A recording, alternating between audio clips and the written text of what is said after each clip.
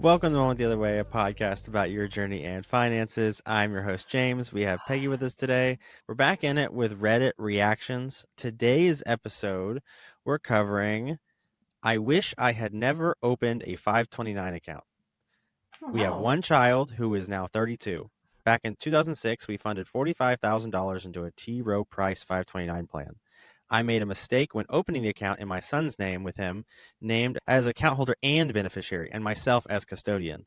This mistake was caught in 2012, and though T. Rowe Price and I moved the funds over to the account with the correct name and beneficiary, in 2012, when he graduated at 19, he wanted to do nothing with college or any other institution qualified to use these funds. He worked various jobs in the restaurant industry and at 21 moved out of our house. He worked his way up in the restaurant industry and has discovered that this is not the career he wants. He and his girlfriend want to get married and not sure if they want to have kids. In 2024, I helped him set up a Roth with T. Rowe Price and transferred $7,500 in 2024 and $7,500 in 2025 from the 529 under the assumption that this money has been in his name either as an account holder or beneficiary for over 15 years. Did I screw up doing this? And if so, is there a way to fix it? The account is now a whopping $185,000. If my son does use the 529 to go to school or learn a new trade, can he also use the funds to pay his rent, food, utilities off campus? This account has been a nightmare for us. Never imagined it wouldn't be used by now. Okay. Wow. That's a lot. Yeah, it's a really big savings too. That's awesome to have so much. One child? They don't have Yeah. another child. That's the way it sounds. I mean, if they have another, it would probably change things. But okay, so 529, just for a second, before we go through all of this item by item. 529 education account, for people who don't know, right? It's designed for you to put money in for your child for education purposes. The child is listed usually as beneficiary. You're the custodian. You keep that money. The Secure Act 2.0, I think, is the one that made it so that if the funds had been in there, there's some rules. That's why she mentions that they've been in the child's name for 15 years. Then you could transfer those funds to a Roth for the beneficiary. So a lot to go on in there. First of all, it's a bummer that she's not happy with having this account. If her son had decided to go to college, then I suspect that would not be the case. There's a question in there about vocational school. So there are some rules. You go to the IRS, is what I would suggest. You can do this real easy. You just go to IRS, make sure it's irs.gov, ask for the 529 rules. There's a list of qualified expenses, right? 529s have rules about what you can use. You can use it for vocational schools, trade schools, but there's a caveat. It can't just be any one. It has to be one that also is eligible, I think, for federal aid. So that's going to be a case-by-case basis. I would imagine that whatever trade he's trying to do, you could probably find one that he would be able to use it for. And then as far as the living expenses, the short answer is yes, but then the caveat again, it's going to depend on the school that he's going to. And you're going to have to do some research to make sure, right? You can use it for the computer that he needs. If he needs a computer, you can use it for living expenses. You could use it for dorm expenses. You can use it for a lot of things.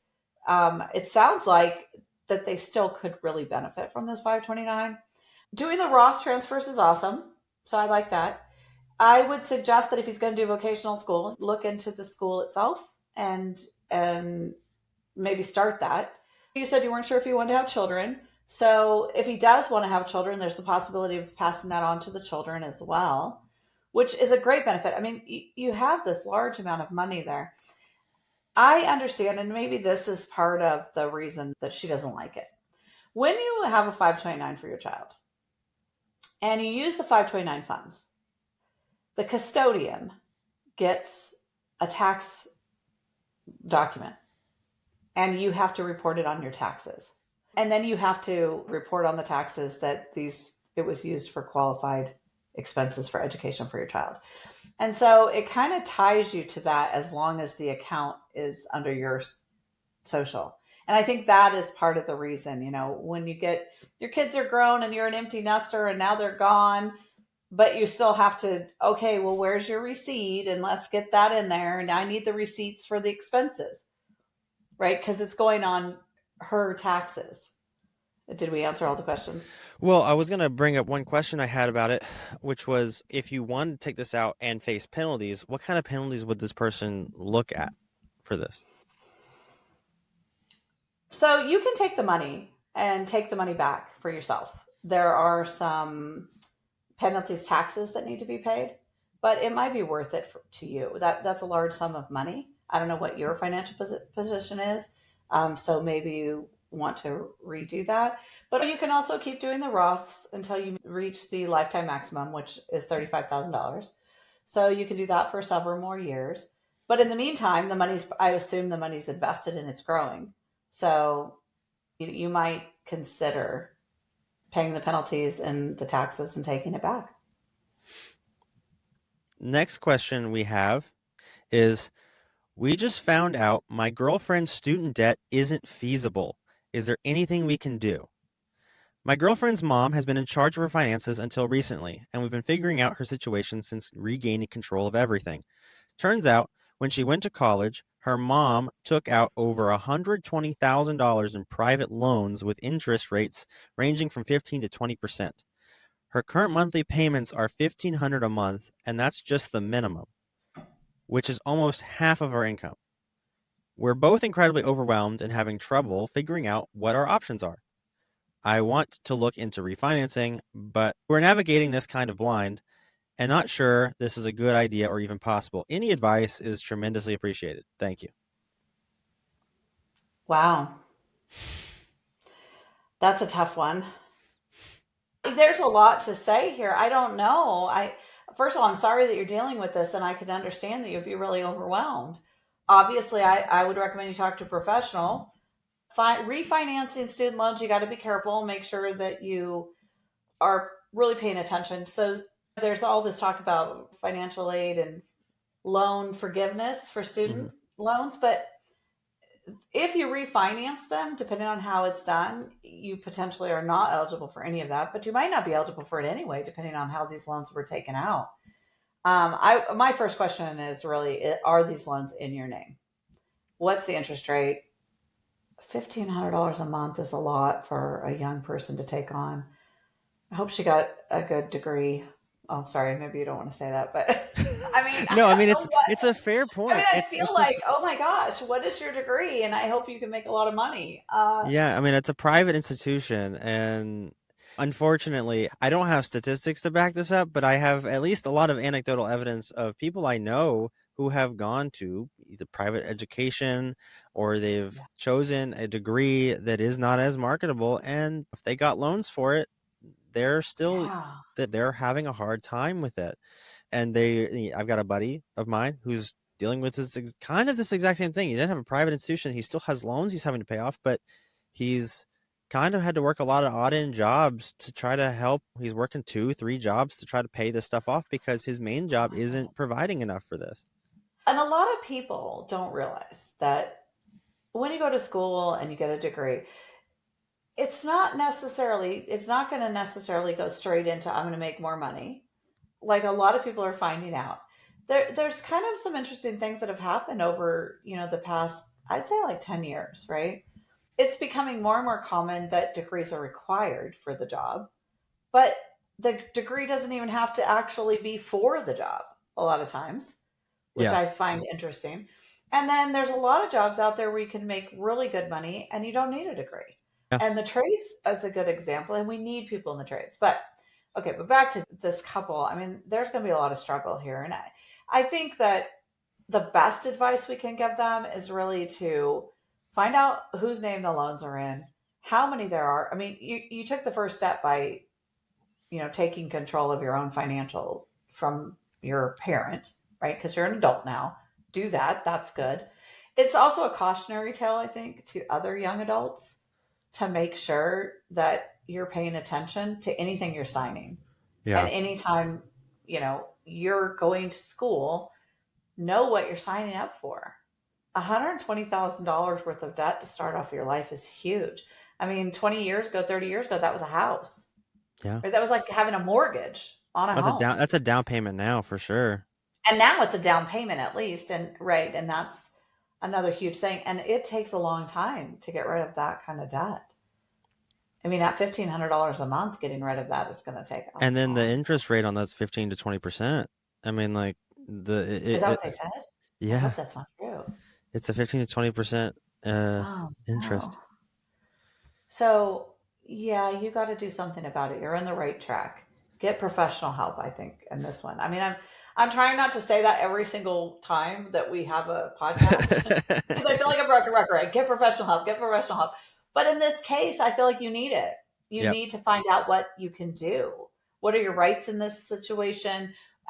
Are these loans in your name under your social security number? How did that happen? Did you not know they were happening? What can you do? Is there any possibility that you would be able to get any kind of forgiveness? Can you refinance with the same institutions for less interest? There's a lot of possibilities, but it's a lot. This is going to be a lot of legwork, phone calls, finding out more information. And I think having somebody to help you would be a good idea. So I'll quickly mention what the comments were saying on this post. And a lot of Okay. them were talking about debt consolidation, actually, and looking at consolidation loans.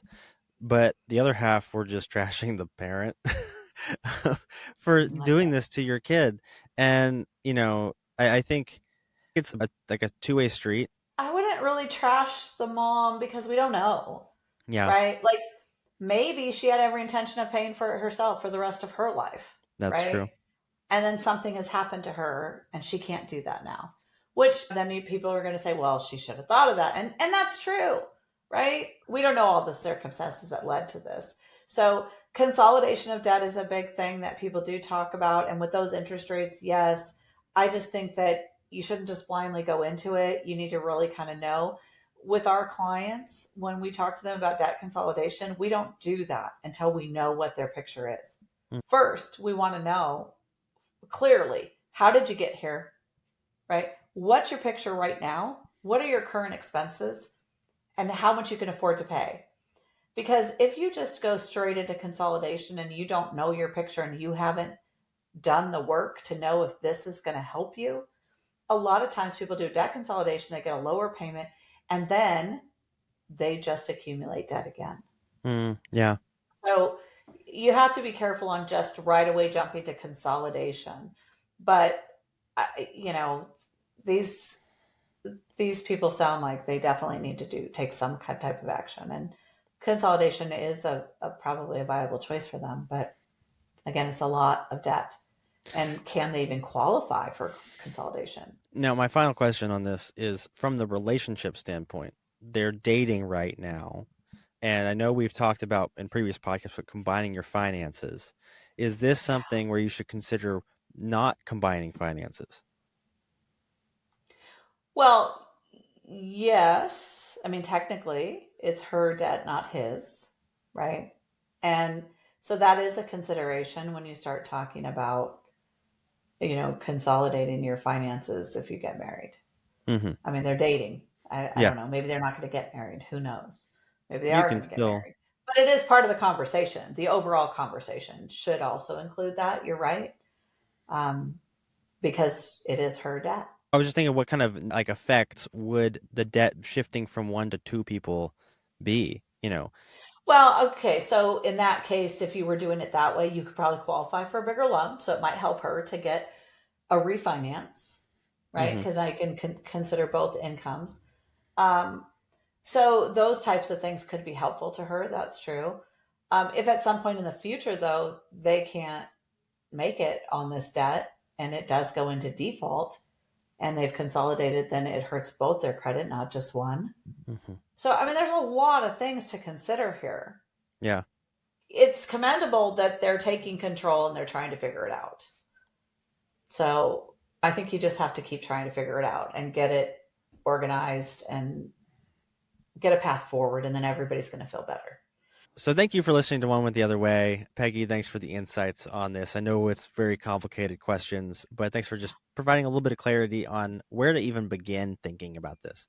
So if you want to talk to a financial advisor yourself, you can meet with Peggy. You can find us at financesforreallife.com. The top right of the homepage, there's a schedule an appointment button. You can also find us on this podcast on Apple Podcasts, Spotify, and YouTube.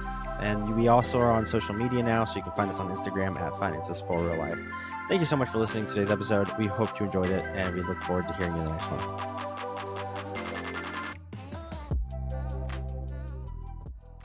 Securities offered through LPL Financial, member FINRA, SIPC. Investment advice offered through Finances for Real Life, a registered investment advisor and separate entity from LPL Financial. The opinions voiced in this podcast are for general information only and are not intended to provide specific advice or recommendations for any individual. To determine which strategies or investments may be suitable for you, consult the appropriate qualified professional prior to making a decision.